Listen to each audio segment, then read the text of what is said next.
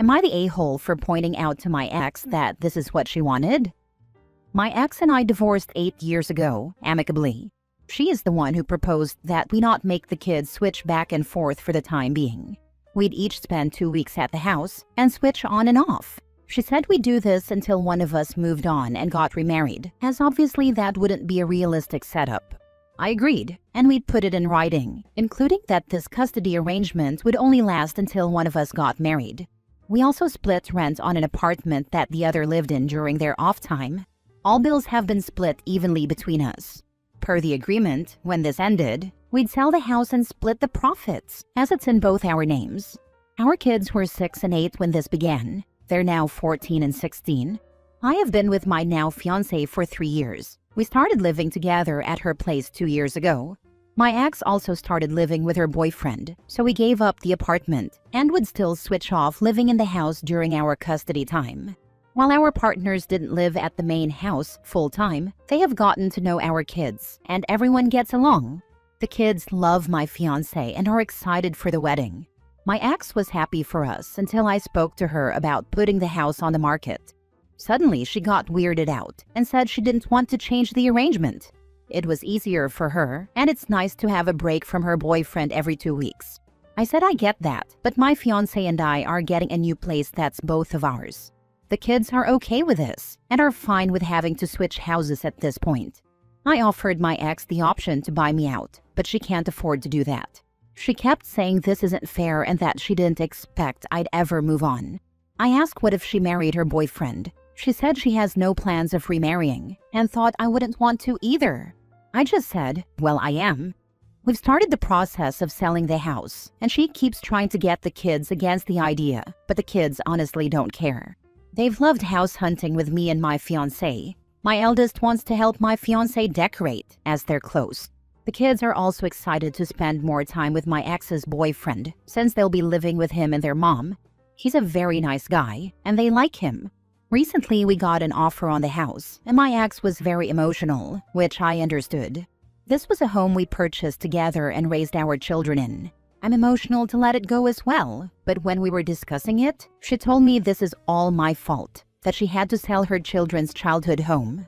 I told her that she's the one who came up with this idea 8 years ago, and she's the one who put in the clause that we'd get rid of the house when one of us remarried. It's not my fault that she had some unspoken, unrealistic expectation. This set her off even more, and she started sobbing, telling me I'm a jerk for throwing this back in her face. So, am I the a-hole for pointing this out? We've amicably co-parented for 8 years, and I'd hate to see that end over something like this. Edit. To those saying she's still in love with you, I honestly doubt it. I think it's more that she has commitment issues, thus why we didn't work out. She didn't cheat, but found marriage suffocating. I don't think there's anything wrong with the guy either. I know he wants to get married. She evidently doesn't. I suspect she's starting to itch for that again. But I've told her to just move out of his place if she doesn't want to live with him and move on. Now for the top comments. Obviously not the a-hole. She set the rules, just doesn't like that they are being enforced now. Her problem is not yours to fix. It sounds like she just doesn't want to live with her boyfriend and his mom. She's not living with her boyfriend's mom, just her boyfriend. But I agree the problem is that she is probably being asked more questions about committing to her boyfriend, which I don't think she wants to do. She likes the existing situation. It gives her everything she wants and she knows she's never likely to be able to get it again. She gets to move out from her boyfriend every 2 weeks. For someone with a commitment issue who finds living with someone else suffocating, it's perfect. The problem is, she's not likely to be able to find a similar situation. But the situation was either going to end now or when the kids aged out. Once the kids were in college or whatever, the house would be sold. There's no way you were going to leave the house there for her to move in and out of every 2 weeks without the kids. So at most, this advanced by a few years, the date by when she would have to fish or cut bait. There's nothing to feel bad about here. She's in the same situation as millions of other adults now. They dealt with it or not. She will or not. Not the a-hole. I don't know why so many people are saying she's probably still hung up on you. In my humble opinion, it seems like she doesn't want to give up the home you guys raised your children in, which is understandable. But it's wild for her to take it out on you, given that it was her idea and that she never expressed a desire to discuss changing this arrangement until it was too late, after she had 8 years to bring it up. For the sake of your co-parenting relationship, maybe talk to her about how you understand that this is hard for her. Sometimes a little understanding is all people need. But you simply can't share responsibility for that home with her anymore. Also, maybe for Christmas you can help your kids get her a gift that memorializes the house, like a custom snow globe, a photo album, a painting, or something made out of an architectural detail from the home. I still have a decoratively carved plank of wood that was left over from remodeling on my grandparents' house. That is very sentimental to me, even though my grandma sold the house over 15 years ago. It hangs on my wall. Next story. Am I the a-hole for not willing to take care of my husband with a flu after he refused any care towards me and said I exaggerated my cough when I was sick? I, 35 female, just got over a very, very bad flu. I had body aches, a bronchitis cough, sneezing, fever, etc. The whole time I was sick. My husband, 36 male, had little to no sympathy for me. Not even a single tea was made for me. He still asked me what I was making for dinner and always had this dirty look on his face because the chores weren't getting done. Aside from the housework, I am also the breadwinner of the house with my full-time job. He works 2 or 3 days a week, only for about 3 hours each day, just some context to keep in mind. Anyway, he went on to tell me he felt I was exaggerating my cough when I was sick. He had never heard what bronchitis sounded like, and he accused me of making it more dramatic. He would also get annoyed when I sneezed and told me that maybe trying not to cough would help me. Fast forward a week later to today, he woke up with a sore throat. It hasn't progressed yet, but now he has body aches too. I feel really bad because this flu strain sucks, but at the same time, I don't feel as bad as I probably should. I'm more or less letting him be, instead of offering ways to keep him comfortable while he's sick. I feel extremely resentful after how he treated me when I was sick, and I feel bad about that too. But am I the a-hole? Why are you still married to this man-child? No real job, ignores you when you are ill. What does he bring to the table? Not a damn thing if chores aren't being done. The sex is never good enough to put up with someone this useless. Not the a-hole, but you're both the breadwinner and doing the chores and doing the cooking? And he's a jerk to you about all of that while you're sick? You're the a-hole to yourself for being with this man. Wake up and stop accepting this as a partnership, because it not only hurts you, but it tells society that men like this are acceptable. He clearly doesn't care about you. Lol, get on his butt for yard work and stuff that needs doing or whatever, and call him an over-exaggerating baby, and see how he likes it. If the thought of doing the above makes you feel afraid, please take some time and think about that. Not the a-hole. Even if he didn't actively take care of you, demanding you continue on as if you were fine is a whole different animal, and shows laziness on his part that he couldn't even figure out meals for himself and your family. I mean, I'd actively leave personally. Next story. Am I the a-hole for wanting to divorce my husband even if he's changed? I, 26 female, and my husband, 26 male, have been married for 6 years and together for 8. We have 2 children. One is 4, and the other will be 2 in February. He is my first kiss, boyfriend, everything. In the early years of our relationship, he cheated on me multiple times. I didn't want to stay, but I felt pressured to due to the living circumstances I was in. I can elaborate in the comments if you're curious. The cheating was back in 2019. I didn't find out about the worst parts until a few months after we were already married. I know I should have left, but I was young and dumb, and at the time, I didn't trust the only other person I could go to because of the circumstances I mentioned above. As far as I know, he has not cheated on me since. I set some boundaries for him to follow, and he did. Things like no phone in the bathroom, no social media, etc., until I felt comfortable again. He respected those boundaries for years.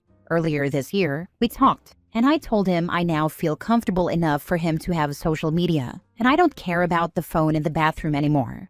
The issue is, we still fight, not physically, but we get into heated arguments over everything. He can be very controlling. He practically shames me over the clothes I wear. He says it's because mothers shouldn't dress like that. I can promise everyone reading this that I do not dress inappropriately at all. If I could show you some of the clothes he thinks are inappropriate, it would be laughable. For me, it's just suffocating. We don't agree on a lot of big topics, and he doesn't respect my body. I don't like being over-sexualized, yet he constantly gropes me or stares at my breasts.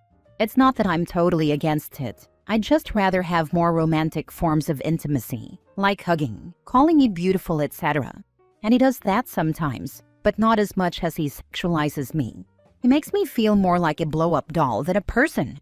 I've gotten to the point where I can't tell if he genuinely wants me to sit with him on the couch to watch a movie, or if he's just saying that to get his way with me. I've tried and tried to get him to understand what I'm saying, but he doesn't truly listen.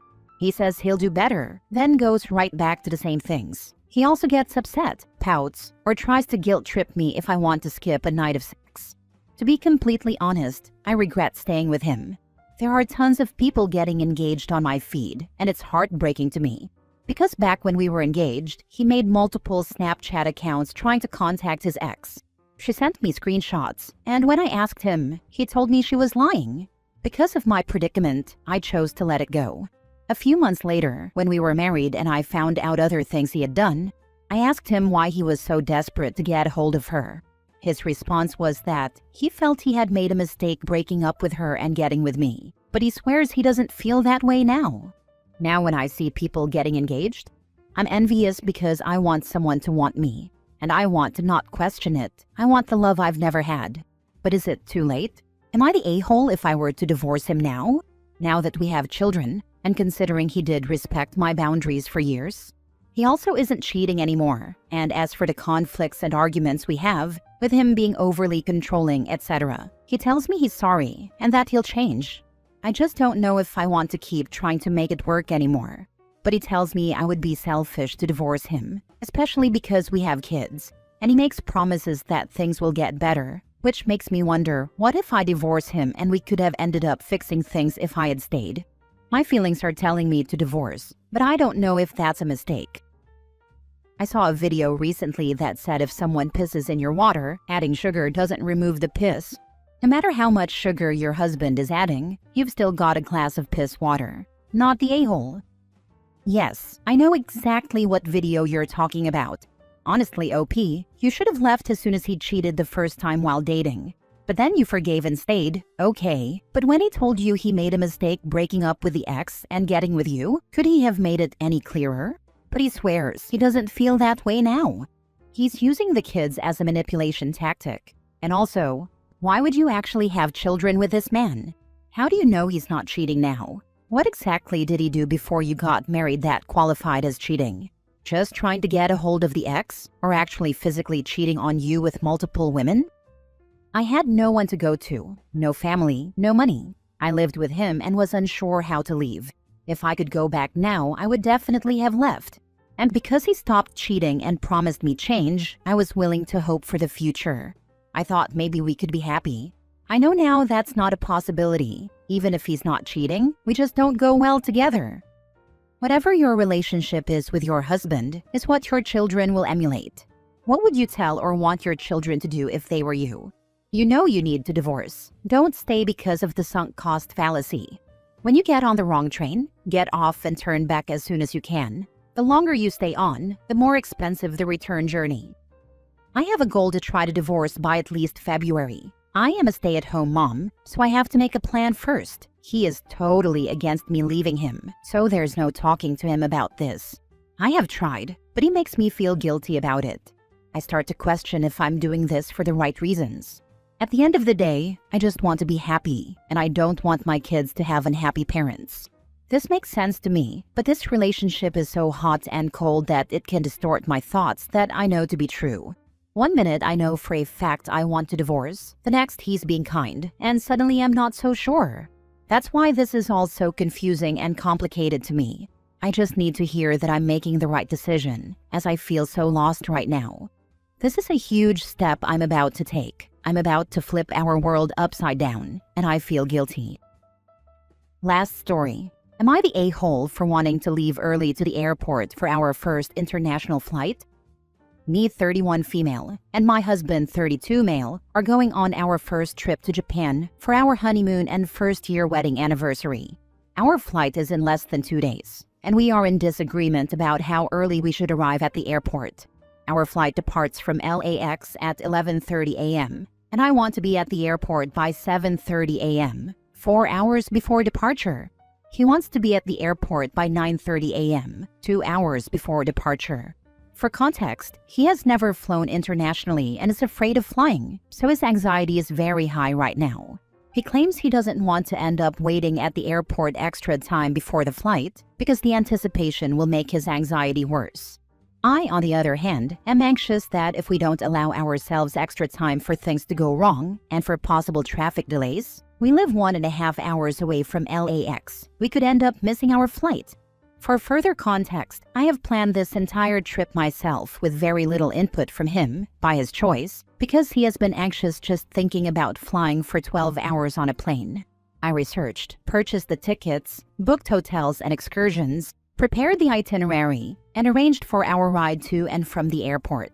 I am adamant about arriving 4 hours early due to the stormy weather forecast, government shutdown chaos, possible traffic delays as we approach the Los Angeles area, and also to allow time to eat breakfast and relax before the flight. He says I am selfish, an a-hole, and that I don't care about his anxiety for possibly making him wait at the airport for a longer time before the flight. Am I the a-hole? No a-holes here. It's recommended you get to the airport about 3 hours before an international flight. I'd compromise and do that instead. Edit. I missed that OP is flying out in the next couple of days, so the 4 hours makes more sense in context. Since TSA is still recovering from the government shutdown, my judgment is still no a-holes here, but 4 hours makes more sense. Not with LAX. With LAX, you go in as early as you can go, because even that way, you'll end up running to make it, and your flight will leave late on schedule. I'm not a frequent flyer, but I flew in and out of LAX earlier this year. Worst TSA screening process. Still had to take off shoes, take out liquids, even had to take food out of my bag. Took forever, and that was before the shutdown. Can you stay at an airport hotel the night before your flight so you are very close to the airport? Don't have to worry about traffic and he can chill in the calm room a bit later in the morning? I live in San Diego County. This is what my friends do. Many of the hotels offer discounts for parking and will shuttle you to the airport. It takes so much stress off.